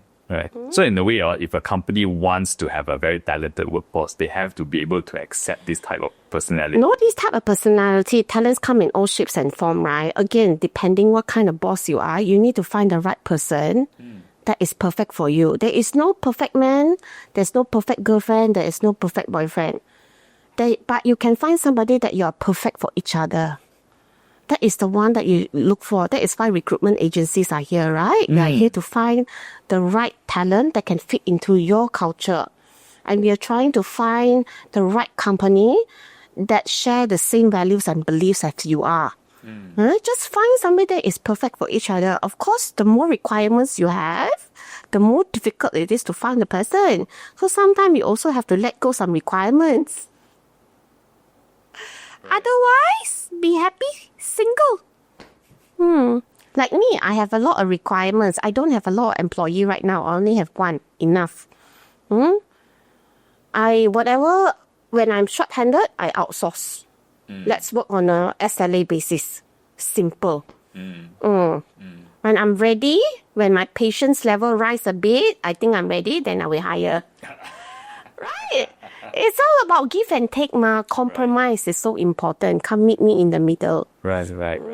And also for a company, as you said just now, if they want to hire great people, I mean, different kind of talents suit different culture or style, right? So would you say then every company also needs to have some self-awareness? Like they kind of need to know themselves? Because I feel a lot of people don't know themselves so well. It's true. I agree. Right? I give an example. Like last time, I was directly do a lot of recruitment. So there have been companies where I say, I want to hire like a very outspoken person, entrepreneurial person. They'll say this, okay. Then, when I send someone there like that, but their environment is the opposite of that. They say they want this kind, but when you go inside, right, they completely like that kind of like just do your work. Like that kind of style, So it's like, sometimes I feel maybe it's a self-awareness thing. Like they also don't realize that they don't know when they ask for an entrepreneur-like person, it comes with a lot of other things also in the package, which you cannot, sometimes you want this, but I don't want this, cannot. It comes together. You have to accept all of me. Compromise. Everybody also need to understand this, when you compromise, nobody is happy. You have to give something to get something. Somebody have to sacrifice something if you want something else. That's what compromise is. When nobody is happy, that's a true compromise. But of course, ideally speaking, it should be a win-win lah. But how often we get there? No, right? So at least come in the middle lah. Macam tu lah. Like for example, you're moving your office to Mitra Jaya tomorrow, right? Yeah. Some are happy, some are not. Yeah, you're right. Yes, yeah. The reactions are mixed. Yeah. Reactions are mixed, right? But we have to compromise. Why are you not happy? Because whatever the reason is lah. Then we try to work out. Okay, so if this is the thing, can we do this thing? Would that be okay or not? Okay, compromise lah. Because whether you like it or not, the office is moving. We are not going to stay here because of you. Why you're not the boss. Bosses have privilege to choose what they want. Please remember that. If you want to have that privilege, be your own fucking boss. Don't complain so much. Yes? Privileged, but also accountable lah, in some sense. Yes. But bosses always have the privilege to choose what they like to do. Because you're boss, you need to have that privilege. Otherwise, why become boss? Otherwise, I just become an employee, be a yes man je lah. Right? But it comes with accountability. Oh, yes, everything has to be there. But you still cannot deny the fact you can choose. Some things you don't like to do, one ma. Like setting up the camera. You like to do, meh? You also don't, you don't want to wash the toilet or not. You know, ma. But do you like to do it? You don't. Therefore, you hire a kakak. And you pay kakak well. You have to sacrifice to pay her, right? Then she provide you service. Full stop. Yeah. In some sense, I'm lucky lah. As in, I get to outsource the work that I don't enjoy. Because you got money. Got money can solve a lot of problems. Company got money, not me. That is why it's very important for company to grow. If the company doesn't grow, there will be no space to grow your people. And people, when they don't grow, they will leave. Oh, 100% agree with this. Yeah. Actually, last time when we were very small, when we first started, right, I remember that the growth was so fast. Everyone was very happy because they also are growing their career. Then we hit a phase where like we sort of plateaued for a while. Then actually the people that were so used to growing very fast, they were a bit confused. You know, how come I want to get promoted next year? How come we're not promoting you? And but there's no space to promote you. Yeah. The business is not growing. Yes. You know. That's why consistency is also very important. Steady growth. When you're going through an exponential growth at time, there will be exponential growth kind of challenges. How to... Business plateauing is not something go up, go down. Everything will go up, go down. So people also need to understand how to adjust accordingly. Agility is so important. Yeah. I mean, now we're growing again, luckily. So, you know, but I have to sort of prepare them a bit like, yeah, there's up and down. Like now good. You know, later we might weather some storm again. You know? Yeah. It's part of growing a company. Managing expectations is very important. Right. Ask about have you, I don't know, because you meet so many different people, right? Have you seen any big career regrets? You know, like Malaysians or maybe most Malaysians make or something. You know, like career regrets, I've seen many. Right. I've seen many, but if it's something like very high profile, then maybe no lah. Right. I'm not very in tune to politics. No. Mostly that happens in the politics scene, right?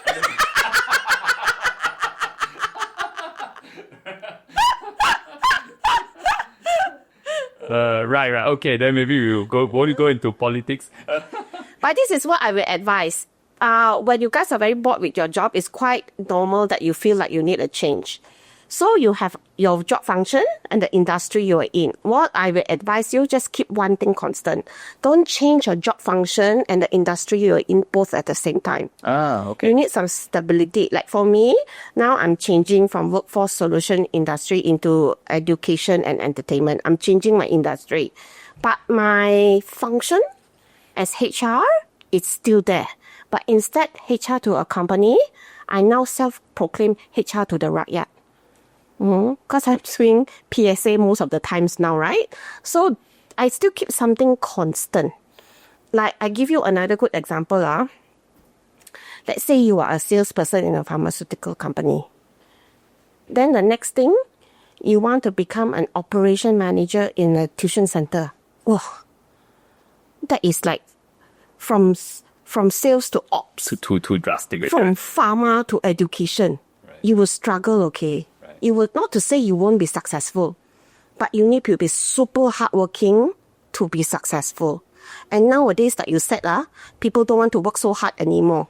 So my advice, keep one thing constant. Once you are used to that, change, and you change the other one. Always keep one thing constant at a time. That's very good advice. Actually, I reflect on it, my own journey. Actually, last time I used to be an accountant.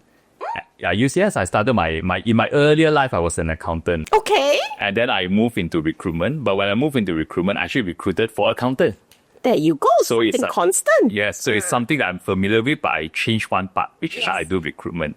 And then when I came out to start a business, I'm starting a business in recruitment. Yes. So suddenly, there's something else that is a constant. Yes. Right? So you Always keep something constant in your life so you can manage the change better. That's actually weird. Yeah. It's really good. And have you ever had to tell someone a truth about themselves that completely changed their career? Oh, all the time. That's my job, what? That is my occupation. That is why sometimes when I meet friends outside, I ask a lot of questions. Occupation hazard. Because we interview from day in, day out, we keep interviewing people. So when we ask questions, sometimes can come across very invasive. Yeah. You're so used to it. Because it's like occupation hazard. Very bad habit. How much do you earn? Can you imagine? You're talking to a friend at a bar. I'm very curious. How much do you earn as a pharmacist? But it happens all the time. Can be something as simple as put a picture on your CV. Right. Right. Because we are in a position of being part of turning point in someone's career. Working in a recruitment agency for so many years, it's a double-edged sword. Either you give them a good job and they will flourish, or you give them a bad job and put sand on their rice bowl. So I've been very privileged. I have put more rice than sand on people's rice bowl. But I did give bad advice before. Of course that happens. Oh, really? Yeah. Of course. Like recommending the wrong job. It happens. Right. But sometimes you don't know, right? You, at the point you give the advice. Nobody purposely go all the way out to destroy a stranger. No, we are not that psycho yet. Right. Okay. I've 3 last questions. Okay. Yeah. So since you moved away from your corporate job into this, shall I call you a HR for the Rakyat job? Self-proclaimed Rakyat HR. That's right. Yes, HR. Self-proclaimed. What's the biggest lesson you learned in this transition away from a corporate job? Away from the corporate, there's so many things I don't know. And I try my best to learn I do very old school learning. I network a lot. I go be friends with people who are in the business, and I ask a lot of questions, and I learn just like in an interview how I get to know a person. So many things like even this podcasting, my podcast don't know number what on it already. But I remember my first podcast interview. Fucking terrible. I don't even know how to sit right. I look like a blob on the chair. Now I know. Sit up straight, don't slouch. So many mistakes. I also don't know what I meet different kind of people and I do not know how to react to people, Sometimes I feel like I destroy the relationship by sending a cringe message so many times. Right. Because I don't know how to interact, because they are all new to me, okay? Right. But we learn as we go. Right. So I'm getting better at it. How you adapt to the loss of structure? The corporate job is very structured, right? You have responsibilities, etc. Now it's like you're completely open playing. Honestly, during the first 9 months, I struggled. Right. But I got used to it already. I have my daily routines. Again, keep something constant, then you can adapt to the change. Some of the daily routines I still keep from corporate until now. Like for one of them is posting on LinkedIn. Every single day, doesn't matter what day it is, I post one post on LinkedIn. Constant. So I have my daily routines also. I have. And until today, I'm also very structured in what I work. Just different environment. I have a lot of transferable skills. Like for example, when I was in corporate, easily I get 100 to 200 emails per day. Right now, I don't get so much. But I get 50, 60 DMs per day. For me, it's the same thing as email. Piece of cake. Finish. You get 50, 60 DMs per day? Yes, I get 50, 60 DMs per day. Oh my God. And I answer every day, just like how I answer 100 emails per day. You answer like all your DMs? All except scammy. Scammy one. All right. Except scammy ones. Scammy ones are like, hello dear, you look very pretty. Where are you from? Those I don't answer. All right. But someone DMs, oh, you reply lah. I mean, like, Every single one. wow. I used to be able to reply to every single comment until I couldn't. All right. Right. Wow. Right now, the only platform I'm still answering all to comments is LinkedIn and YouTube. Only that two platforms. I also don't know how long I can hold it. And when someone DMs you, is it usually for career advice or something like that? All sort of things, all sort of masalah dunia. Oh, really? Can be HR related. Very small one can be relationship related, but mostly is work related. Majority is about work. Right. Like something they are facing, they want some advice. Very small minority will ask me, Auntie, what lipstick are you using? Yes. Because I'm also very into all this beauty stuff, right? Yeah, I've seen some of your videos, you're like doing your makeup. And that is because of my Gen Z producer lah. My Gen Z producer asked me to do it, so I do it lah. Is it? What's so unique? Because it's something that the Gen Z is into. So I just take the idea and run with it lah. Is that right? And it's so hard. It's super hard, okay? That's why you see so many videos like that. So before I go on the YouTube shoot, I will practice on my life. Because that one is not an official shoot ma. So I will practice talk while answering question while putting on makeup. Again, with the same concept I download, whichever. That's why you see I putting on makeup. Because it's a requirement from my producer. Oh. No, but it makes the session very interesting because you're kind of doing something. Depending. For it? girls, yes. For boys, they find it cringe. Oh, right. Some boys, yes. For some boys. Right. I don't find cringe. I just fascinating. Fascinating for you, right? I have one of the friend they say that I miss the one that you always just look at the camera and keep scolding people. Like this makeup all thing look weird for me. You know? I have people also ask me that, Auntie, why you keep doing makeup? It's very distracting. You see, I cannot please everybody. But I'm very open to experimenting new things. Right. I think for me, it's more of when I see a lot of this social content, right? It is good to see there's some kind of activity. Like people don't just listen to the person talking. There's something, there's a movement. You know, you see people sound they're walking with their camera. Yes. Yeah, I also learned that the most recent thing I learned is from the head of Instagram, Moseri. What he does, he never fail for 7 years. Every Friday he does ask me anything. Okay. And he post it on the story. Every Friday he will start his story like that. It's Friday, let's do this, ask me anything. Then in the next 10 videos, he will answer questions from the followers. And he very minimum editing. He just reply, record, post. I've been doing this for 4 weeks now. But I do it on Monday instead of Friday. Because something to look forward to Monday. So I'm willing to get up and go to work. So every Monday, I do ask Aunty HR anything on my Insta story. Oh, okay. Copying Moseri. What time does it start? It doesn't start when I wake up lah. Exactly. I wake up. So I'm trying to learn how to refine it right now. So I will post one. Like, hi, it's Monday. I'm working from home. Ask Aunty HR anything. Then I will leave it there for a few hours to wait for the question to come in. Then I will pick which one I want to answer. Then I answer on the story. Also very minimum editing. Just straight away, no makeup. Oh, no nothing. Answer. So straight after, what do you call it again? Scrolling your phone on the bed. What's called? Bed rotting. Bed rotting. Yes. After bed rotting, you're straight live. Okay, so, second last question. Try it with your wife. Bed rotting. Yeah, super fun. Outsource the kids to someone. Just bed rot with your wife all day. Watch TV, eat in the room. Fantastic. Oh, really? Feel like this feeling I won't be able to do like personality problem. I'm not like a very outdoor person, but I always feel like I need to do something. Have your phone with you. Right. But just lie on bed. Don't go anywhere. No,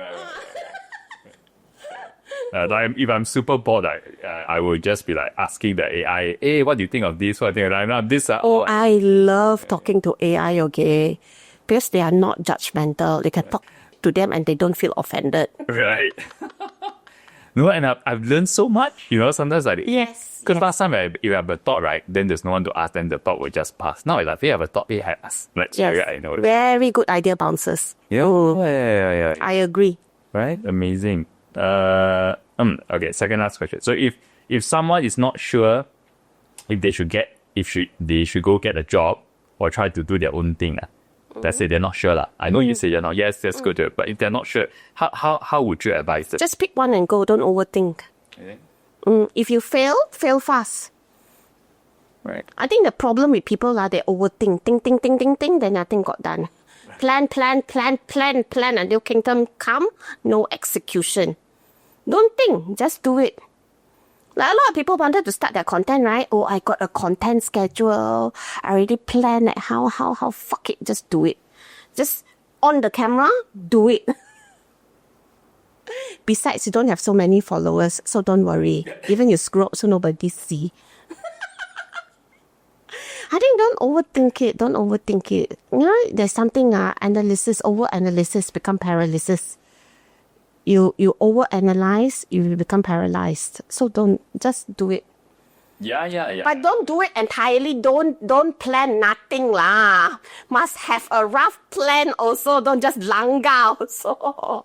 But just don't overthink. It's okay to make mistakes. Right. Right. Just recover from it. Right. You will get better at it. You will also get better in reacting to mistakes. Right. And would you say if someone chooses to stay, then just stay lah? Then stop. It's okay to stay also. You want to be stagnant? There's nothing wrong with that. Right. I chose to be stagnant for quite some time because I chose a peaceful life. Nothing wrong with it. As long as you are at peace on what you do, then just do it. Last question? Last question. So Not that I'm counting. So what's next for you actually? So what's that like? Yeah. What? How do you see the next few years going for? I don't have a TYP. I've been doing TYP for so many years, three years plan. When you're corporate, you always have to do TYP, right? Now I have only TMP, 3 months plan. 3 month plan. Do you see as far as end of next year, maybe like anything you want to achieve? Yes, probably that lah. Next year, I'm trying to organize my first conference. I have a partner. We are all going to organize my first HR conference. I always talk about it. I want eventually that is my TYP. I want to do like some sort of HR festival, like with Coach Ella vibes.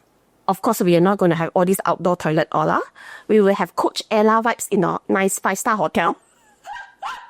I want to have some sort of HR festival where people can come and have fun. You know what? Always annual dinner is HR people who organize it. I want to be able to organize a daytime annual dinner for the HR community to come, but make it educational. So next year, we are doing it in May for the first time. So we are right now planning I'm testing out lah. I'm bringing in a comedian. I'm bringing in a singer. You don't see comedian and singer in a conference, So I'm trying to bring all these elements in. So I'm experimenting lah. There's a lot of experimenting. That is my next big project, the HR conference in 2026. 2026. Well, sounds really exciting. And the other project I'm working on, I'm still working on my YouTube series. So I have a few ideas that I'm working on. I actually hired, this time I don't want to do it. I tried to outsource it to someone. All the while I write the scripts, right? So I hired a script writer to come and write a mini series for me. So the first series that we are attempting to write right now is called 12 types of bosses that make me want to resign on a Monday. That's the title. It's like those very old school Genie Boy style. If you remember, he was like the OG of YouTuber, right? He's do this 5 types of colleagues you want to avoid, that kind of thing. You don't find that kind of thing on YouTube anymore, you're going to do it like a comedy skit style. I like skit style, yes. Oh, really? Yeah. So it's not cheap to produce such thing, So I'm putting in a little bit of my own money to do it now. So we are still at the scripting stage, and it's so hard. It's really hard. It's really hard. I salute all these YouTubers can do it so well now. How do you try to do? Because like the HR festival sounds like a very big project. Like starting But we're doing it in small scale first. small scales, but We're doing small scale first. So I'm partnering someone. This guy called Victor Gunn. He is the ex-CEO of Mecca. He also came out and started his own business. So it's something he's been very familiar with. He has been doing this for the past 18 years. But of course, he's some similar like you. No offense with that tone. Very melancholy. you can detect the style. Oh, you and him can be BSS. No, come on. Because don't talk to each other. Yeah, if you Very similar style, very prim and proper. Like the color has to match properly, that kind of thing. No? So I am there to inject the fun to his conference. No, it's a good pairing, I think. Yeah. Something. There is one thing, like for example, that I want to put in the conference. We're trying to see whether we can make it or not. I notice a lot of HR, right? They are not very good in negotiating. They are not very good at it. There's a problem in employee, and most of you will agree with me, Employees nowadays are also similar to terrorists. It's like you are negotiating with terrorists. So I want to get someone from Special Force that negotiates with actual terrorists, the bombers, to come and teach us how to negotiate. Because I learned all these from this guy called Chris Voss. He's a FBI negotiator. Oh, I've seen some of his content before. Chris Voss. And he transfer his skills to corporate life and how to close deals. And I find it so useful. So I just spoke to Victor. I said, you got connection in PDRM. Can find somebody come and teach us how to negotiate with kidnappers, terrorists. I think HR needs that. How to learn to negotiate properly. Wow. So you see lah, interesting Hopefully jadi lah. Come be a sponsor. You tell me when, like May. Once we have the details, we will reach out. okay. I'm very excited. Very excited? Why can't be a speaker? I heard the word festival. I'm very happy. Yeah. Must. Yes. I'm putting this out there everywhere so that people don't steal my idea. Yeah. I chop the idea first. Whoever copy is a copycat. No, because it should be there are a lot of HR events. But this one is like sounds like Too many now, I feel. Nowadays, too many. Right. This year, most of the conference I see they struggle to sell tickets because too many. Is it? Right. And one conference to another, I've been to so many. Like, Pretty much. is it like the same? Or Not. I think it's more or less like that. 6, 7. right. Nothing pops. Right. So I'm hoping I can create something that pop, that people can remember. Yeah. I mean, the fact that you're like looking for singer, like it sounds like you're going to be very Because I love the entertainment scene. I love going to theatre. I love going to concert. I love going to comedies. So I've been very observant on why these kind of events can attract hundreds of thousands of people to go, but not HR conference. So I'm trying to bring some elements to merge into it to bring the fun in HR. How Cakap je senang tak tahu boleh execute ke lagi We shall see 5 months later. I love the idea. Like how big or small do you envision this conference? I envision it to be, I want it to be at least at 2,000 head count. That's quite big. Yeah. But have to start small first. We have a very small target next year, 200. We will start with 200 first. 200 or so. Because I think this is also what we learn in corporate, right? Before you execute a large project, you try a pilot group first. So this will be my pilot group. So come be my guinea pigs. We love to support like exciting new HR idea. Come, let's do it. Let's. Yeah. Love it. Amazing. Thank you, Ling, for coming in, sharing your story. Also, Thank you for having me. Thank you for having me. So many cameras. Thank you for having me. bringing that energy, I started out really well. In the end, I cannot be you. You're way. You're doing not too bad, not too bad. Your 2 shots of coffee work. Yeah. You work for like 10 minutes. Thank you for having me. Yes, thank you for being here. I look forward to your HR festival next year. Yes. And also the YouTube channel. Actually, if they wanted to find your YouTube, how do they? Professional_bimbo. Okay. Optional for now. Because I want to give you warning first, expectation, not so great, the content. Very informative, execution a bit poor. I will admit it. But fantastic fantastic content. I will subscribe. Thank you you so have one more, so much. thank you again. And bye.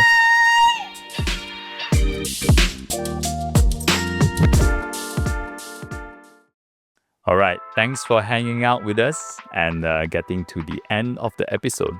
If you like this, follow us or hit the subscribe button. It will help us bring on more amazing guests and makes the whole show better for you. So thanks again and see you in the next one.